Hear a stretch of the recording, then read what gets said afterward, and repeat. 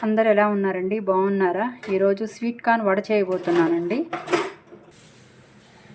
Sweet corn కచ్చాపచ్చగా paste చేసుకోవాలండి. దీనికి కావాల్సినవి సోంపు, జీలకర్ర, పుదీనా లీఫ్, కొత్తిమీర, ఆనియన్స్, కట్ చేసుకున్న ఆనియన్స్, తోటకూర, నా కుండీలో తోటకూర కాస్తుందండి, ఒక గుప్పెడి తోటకూర, గ్రీన్ చిల్లీ, శనగపిండి ఒక 2 స్పూన్లు రైస్ ఫ్లోర్,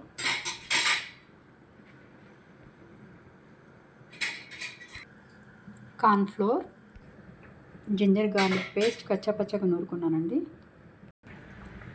పుదీనా, కొత్తిమీర, గ్రీన్ చిల్లీ, తోటకూర, ఆనియన్స్, జింజర్ గార్లిక్ పేస్ట్, వరిపిండి, శనగపిండి, కార్న్ ఫ్లోర్, కొంచెం స్వీట్ కార్న్స్, ఇవి మొత్తం వేసి మొత్తం కలుపుకోవాలండి. కొంచెం రుచికి సరిపడా కొంచెం సాల్ట్,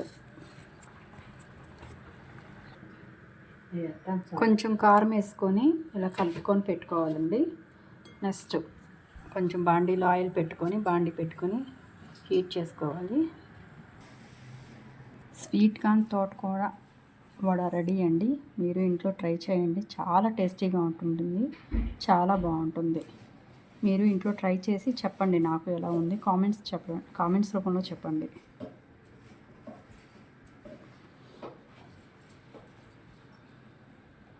తోటకూర స్వీట్ కార్న్ వడ.